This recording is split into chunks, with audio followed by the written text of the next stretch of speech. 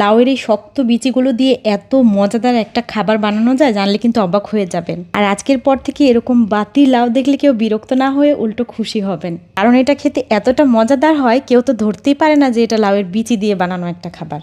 ভিডিওটা ভালো লাগলে লাইক, কমেন্ট, শেয়ারের পাশাপাশি আমার পেজটা ফলো দিয়ে দিবেন। লাউ খোসা ছাড়িয়ে কাটার সময় কিন্তু এই বীজগুলো খুব সহজেই আলাদা করে নেওয়া যায়। সব বীজগুলো আলাদা করে নিলে রান্নার পর তরকারিও খুব ভালো হয়। বীজগুলো দাঁতের নিচে পড়লে যে খারাপটা লাগে ওটা আর লাগবে না, আর এই বীজগুলোকেও খুব দারুণ একটা কাজে ব্যবহার করা যাবে। তো সব বীজগুলো ছাড়িয়ে এখানে আমরা একটা পাত্রের মধ্যে নিয়ে নিয়েছি। এখানে হাফ কাপের মতো বীজ আমরা নিয়েছি। বীজটাকে ধুয়ে পরিষ্কার করে তারপরে চুলার মধ্যে সরিষার তেল খুব ভালো করে গরম তেলের মধ্যে সবগুলো বীজ ছেড়ে দিলাম। তারপর বড় সাইজের একটা দেশি রসুন আর একটা দেশি পেঁয়াজ কেটে দিলাম। দেশি পেঁয়াজ রসুন দিয়ে ভর্তা করলে খেতে অনেক বেশি মজাদার হয়। তারপর দিয়ে দিলাম স্বাদমতো কাঁচামরিচ আর শুকনা মরিচ। এখন এগুলোকে অনবরত নেড়ে চেড়ে একদম গাঢ় বাদামি করে ভেজে নিব। এই বিরক্তিকর শক্ত লাউয়ের বিচি দিয়ে যে এত মজাদার একটা খাবার বানানো যায় এটা হয়তো বা অনেকেই জানেন না। আর যারা এরকম করে খান তারা কিন্তু কমেন্ট করে যাবেন। আর যারা কখনো এভাবে ট্রাই করেন নাই তারা অবশ্যই একবার হলেও ট্রাই করবেন, ইনশাআল্লাহ সত্যি অনেক বেশি ভালো লাগবে। তো এগুলো বাদামি করে ভেজে নেওয়া হয়ে গেলে এখন আমি চুলা থেকে নামিয়ে নিচ্ছি।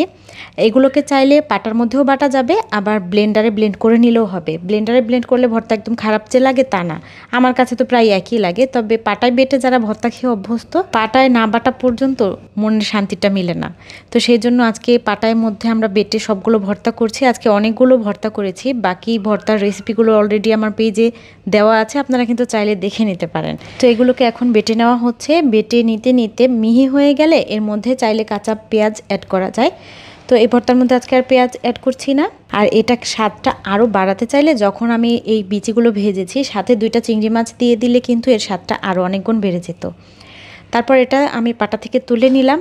আলহামদুলিল্লাহ একটু চেখে দেখেছি, খুব মজাদার হয়েছে খেতে। একদম বোঝাই যাচ্ছে না যে এটা লাউয়ের বীজির ভর্তা। আমার মা ঠিক একইভাবে করলার বীজ দিয়েও ভর্তা বানায়, খেতে অনেক মজাদার লাগে। এই যে 5 পদের ভর্তা দেখতে পাচ্ছেন, এখানে বাদাম ভর্তা আছে, কালো জিরা ভর্তা আছে, মিষ্টি কুমড়ার খোসা আর বীজের অংশ আছে, ইলিশ মাছের ফুলকা ভর্তা আছে, আর লাউয়ের বীজের ভর্তা তো দেখতেই পেলেন।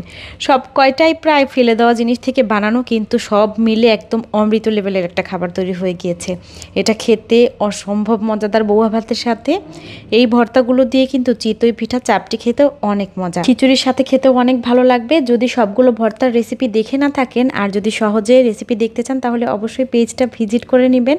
সব ভর্তার রেসিপিগুলো খুব সহজেই দেখে নিতে পারবেন। আর ভিডিওগুলো ভালো লাগলে একটা শেয়ার দিয়ে দিবেন। যারা আমার ভিডিও সবসময় দেখেন তারা তো এই বিষয়টা জানেনই, আর যারা নতুন দেখছেন তাদেরকে একটু বলে দিচ্ছি, আমি কখনোই ভিউ পাওয়ার জন্য উল্টাপাল্টা হাবিজাবি মশলা একটার মধ্যে আরেকটা ঢুকিয়ে ভিডিওতে দেখাই না। শুধু দেখানোর জন্যই আমি ভিডিও বানাই না, সবাই যাতে আমার রেসিপিগুলো দেখে উপকৃত হয় ওইরকমভাবে আমি ভিডিওগুলো তৈরি করি, যেগুলো খেয়ে আমার নিজের কাছেও ভালো লাগে আর সবাই অনেক বেশি প্রশংসা করে। আমি মূলত সেই রেসিপিগুলো আপনাদের সাথে শেয়ার করি। সুতরাং ভিডিওতে কেউ উল্টাপাল্টা কমেন্ট করবেন না, আমার কাছে ভালো লেগেছে বলেই আমি রেসিপিগুলো শেয়ার করেছি।